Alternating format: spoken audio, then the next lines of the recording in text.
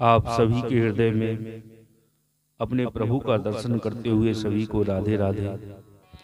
आज हम सभी भगवान शालिक राम जी की पूजा तो करते हैं, लेकिन उनके महत्व को भी जानते हैं। शास्त्रों में बताया गया है, कहते हैं कि कार्तिक मास में जो शालिक राम शिला के दर्शन करता है, उन्हें प्रणाम करता है, मस्तक झुकाता है, स्नान कराता है, पूजन भी करता है, उसको कोटि यज्ञों के समान पुण्य फल प्राप्त होता है। उसको कोटि गौदानों का फल प्राप्त होता है। शालग्राम जो शिला है, उसमें सारी त्रिलोकी लीन है। भगवान सदाशिव अपने पुत्र कार्तिकेय से कहते हैं, बेटा, जो पुरुष सदा भगवान की विष्णु की शालिग्राम शिला का चरणामृत पान करता है, उसके गर्भवास के भयंकर कष्ट का नाश हो जाता है। जो मनुष्य प्रतिदिन शालिग्राम शिला का पूजन करता है, उसे ना तो यमराज का भय होता है और ना मरने और जन्म लेने का ही भय होता है। वह जन्म और मरण के चक्कर से मुक्त हो जाता है। भगवान स्वयं बताते हैं कि करोड़ों कमल पुष्पों से भी मेरी पूजा का जो फल प्राप्त होता है, वह शालिग्राम शिला के पूजन से प्राप्त हो जाता है। जिन लोगों ने मृत्यु लोक में आकर और विशेष कार्तिक मास में भी शालिग्राम पूजन नहीं किया, वह मुझसे दोष करने वाले प्राणी हैं। उन्हें तब तक के लिए नरक में रहना पड़ता है जब तक कि 14 इंद्रों की आयु समाप्त नहीं हो जाती। अतः भक्ति भाव से शालिग्राम भगवान को नमस्कार मात्र करने वाले प्राणी नरक में प्रवेश नहीं कर पाते। अन्य सभी शुभ कर्मों के फल का तो माप है, उनको मापा जा सकता है शुभ कर्मों का, परंतु कार्तिक मास में शालिग्राम भगवान का पूजन करने से जो फल प्राप्त होता है, जो फल मिलता है, उसको मापा नहीं जा सकता, उसकी बराबरी नहीं की जा सकती। ऐसा दर्शन आता है, जो शालिग्राम शिला के सम्मुख स्वस्ति का चिन्ह बनाकर मनुष्य अपनी 7 पीढ़ियों को पवित्र कर लेता है, केवल स्वस्ति का चिन्ह बनाने मात्र से।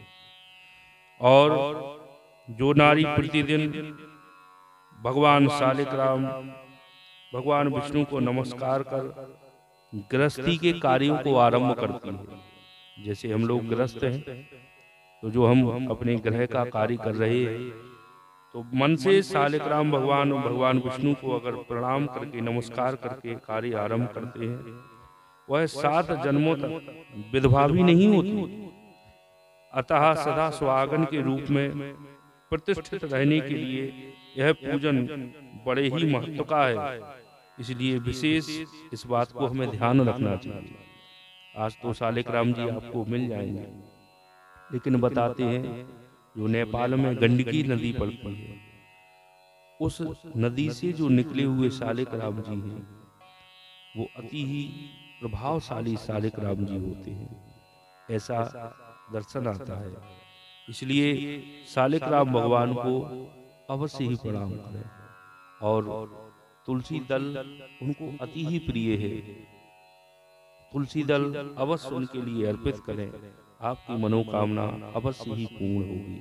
विशेष रूप से कलयुग में नियम का महत्व होता है, लेकिन हमारा नियम टूट जाता है।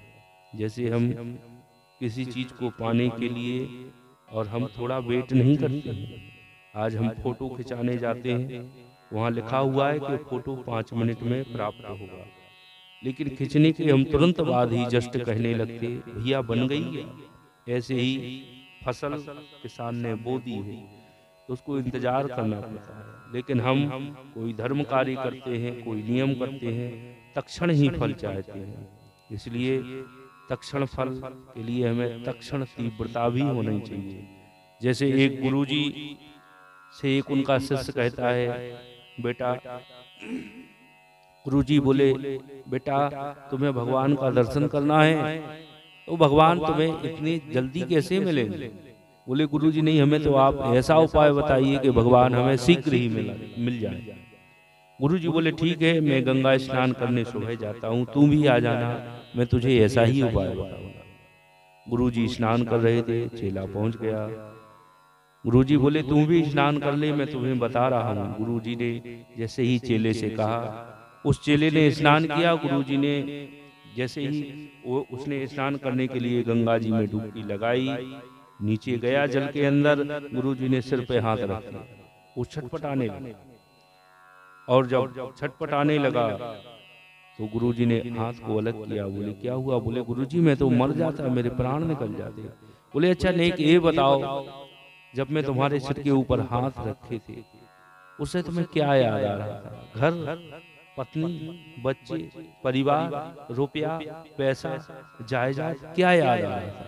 बोले, गुरुजी उस समय तो मुझे लग रहा था कि मेरे प्राण ही बच जाए। बोले, जब इतनी तीव्रता, जब प्राण बचाने के लिए थी, जब इतनी तीव्रता तुम्हें हरि से मिलने के लिए हो जाएगी, तो हरि तुमसे दूर नहीं है, वो मिल जाएंगे। श्रीमन नारायण। जय श्री राम। आप सभी के ऊपर सपरिवार भगवान सदैव अपनी कृपा बनाए रखें। श्रीमन नारायण। और सालिक राम जी की पूजा विशेष करें, और तुलसी दल अवश्य उनको अर्पित करें, क्योंकि तुलसी उन्हें अत्यंत ही प्रिय है।